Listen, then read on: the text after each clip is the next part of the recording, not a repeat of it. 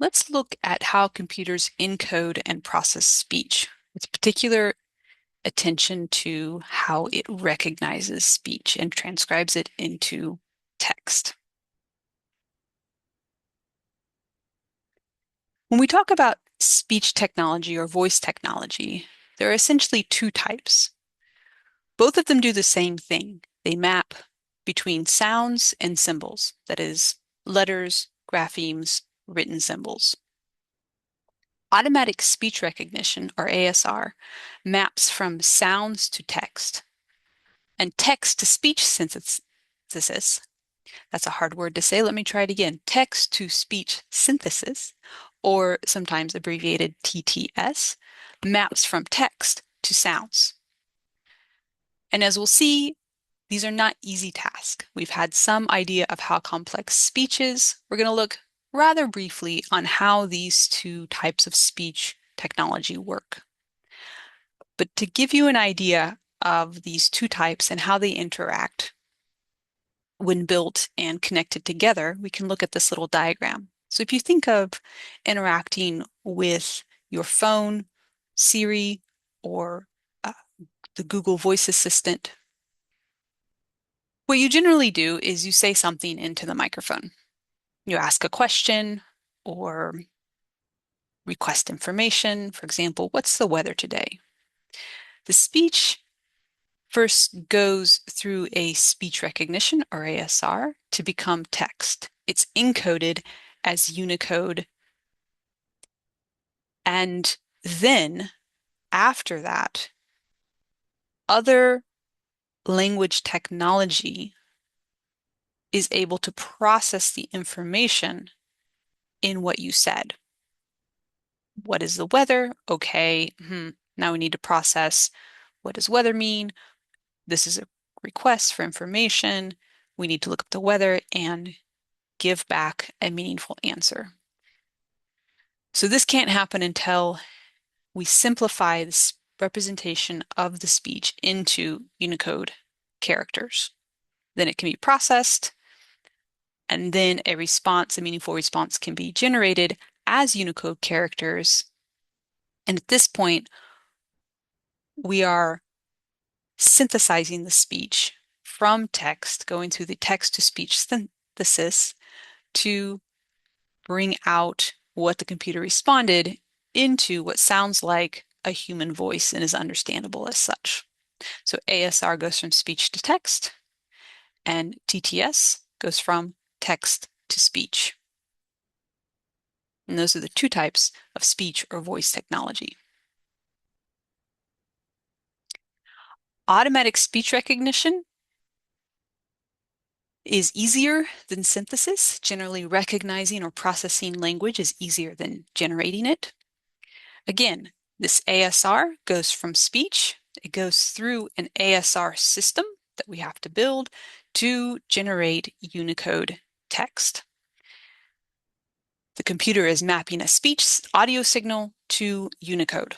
And the applications here are ASR is used in dictation systems to be able to speak into your phone and get text. Dialogue systems, as we just showed, to be able to speak into the phone and get a meaningful response, it has to go from a speech signal to Unicode text. Voice assistants, chatbots, and transcription, such as might be used in automated closed captioning.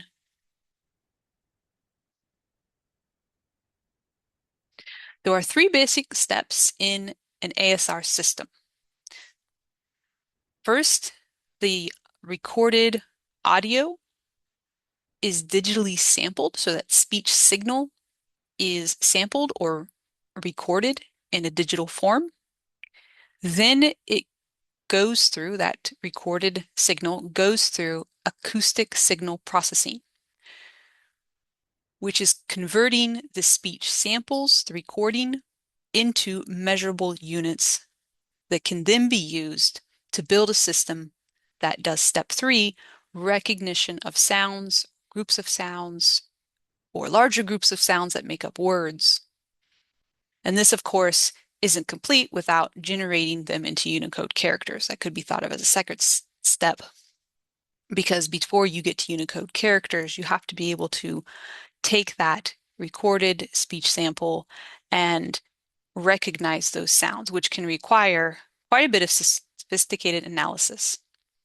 We won't go into that much, but just be aware there's a lot more going on than meets the eye, or even what we're covering in this course. Just as an example, a T might be pronounced as a D. That might be how you pronounce it, but the computer then can look at the context of the surrounding words, perhaps to clarify which Unicode character actually should be generated. And we're going to learn about information loss. Just understand that not only is the computer a relatively simple system, but the actual audio representation or the representation of the speech is simplified even further in order to make the computing of that audio signal easier, take up less storage space, and take less time. So this may not sound very similar to us, but if you think about it, it's fairly similar, these two phrases that I'm about to say. But her and butter. Now, I enunciated them carefully, but if you're speaking fast, you can imagine that butter might sound quite a bit like but her, as in, but her picture was much prettier than his.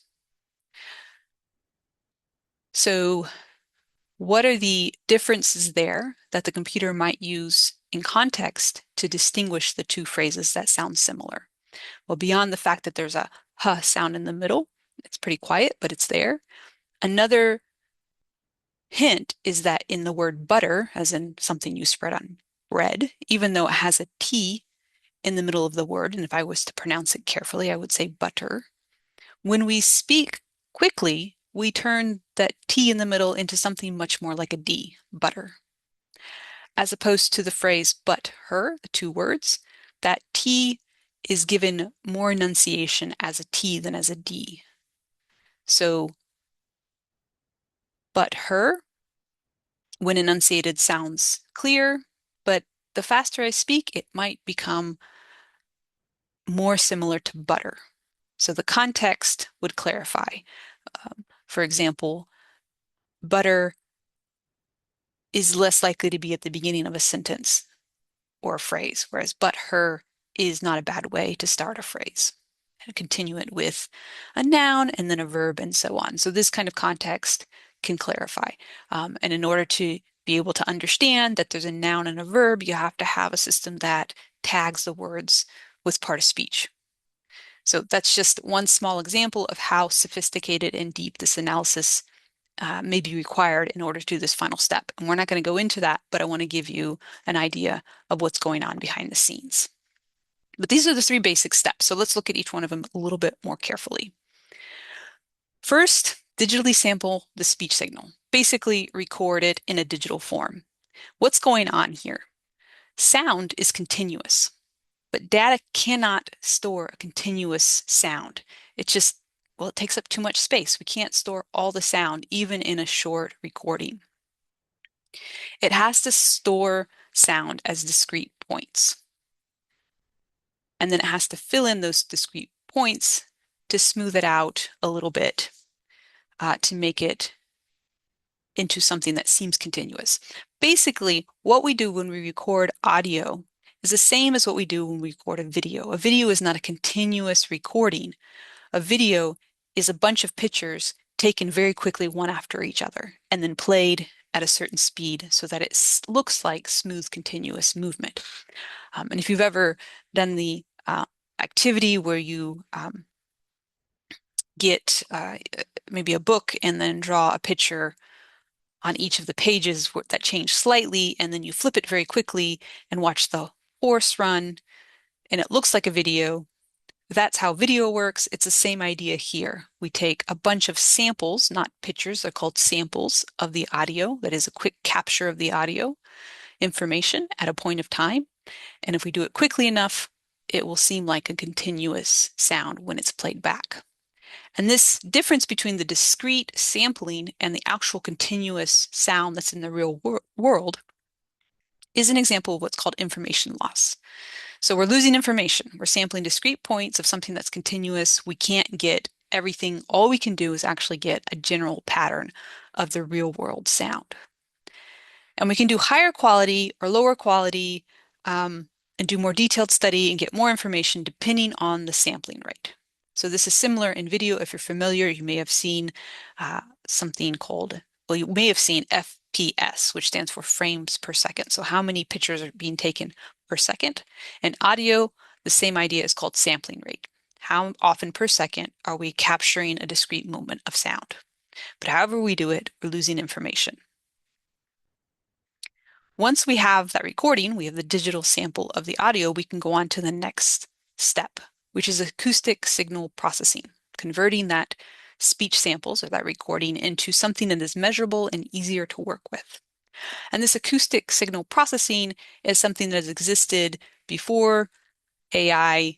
It's been around for about as long as at least digital audio recordings have been. So acoustic engineering, people that work with sound, concerts, sound engineering, for example, have already come up with this, and we can borrow it for speech technology.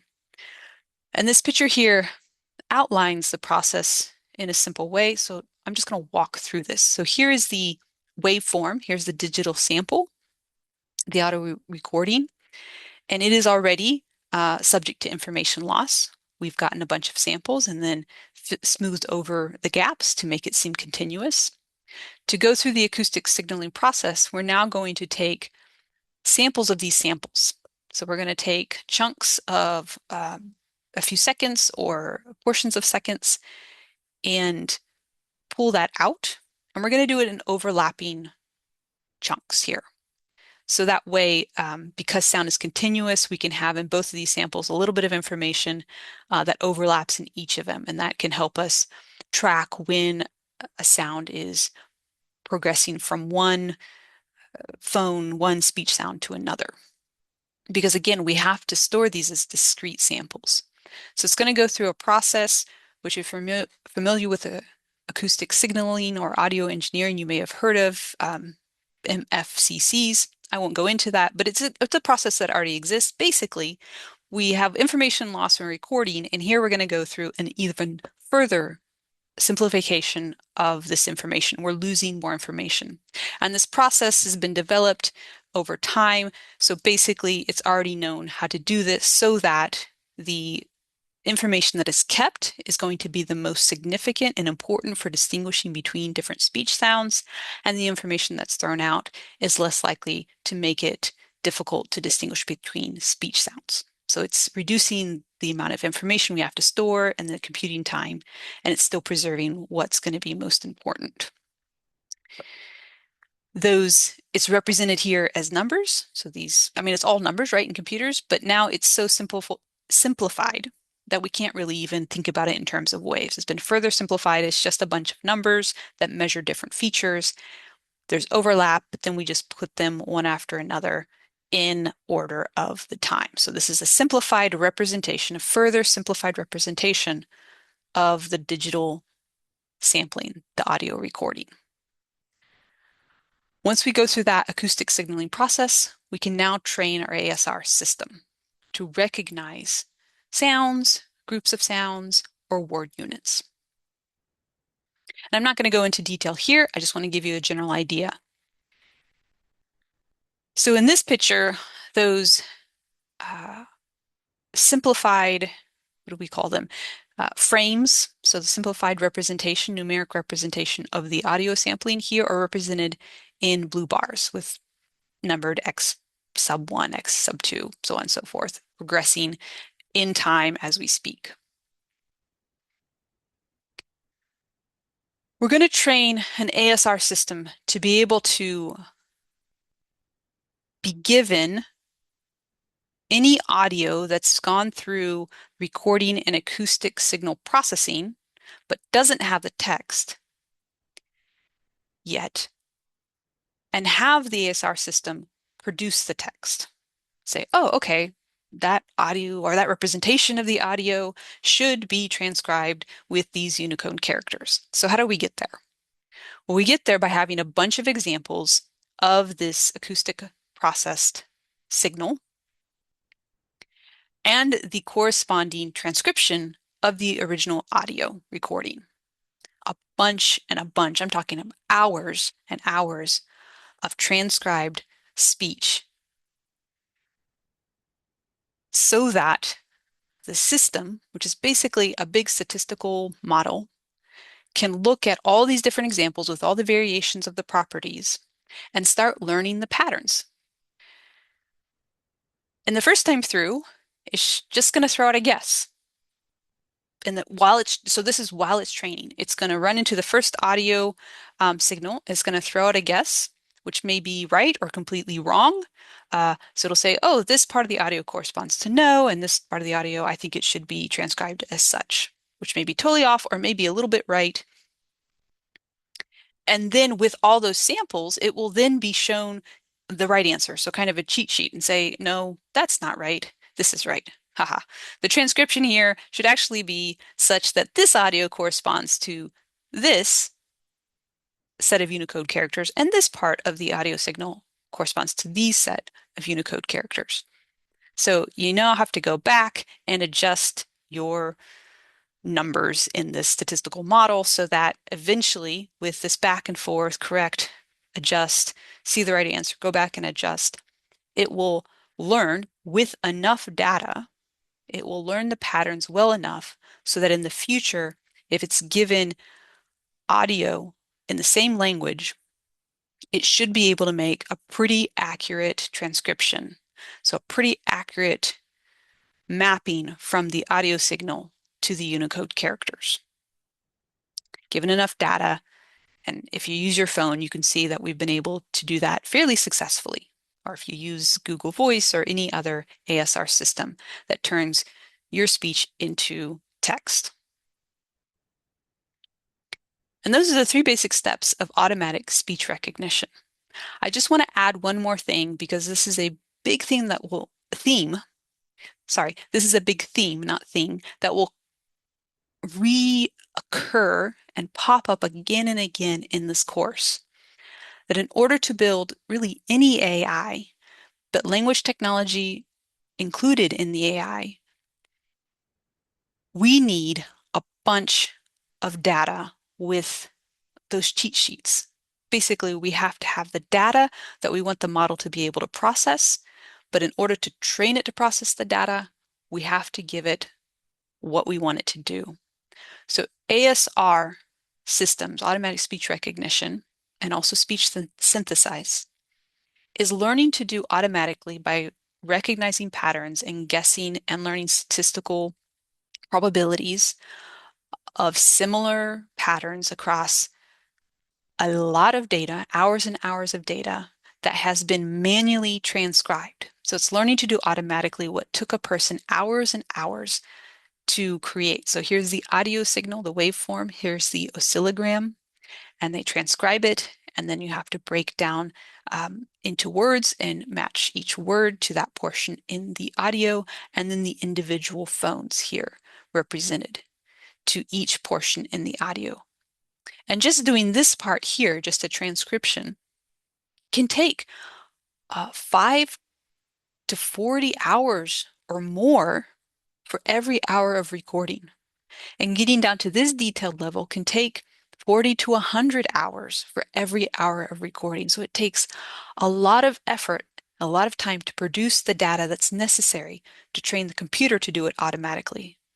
And all of this data to train the computer has to be done by humans first. There's no magic in it. It requires human effort to produce something that can work automatically.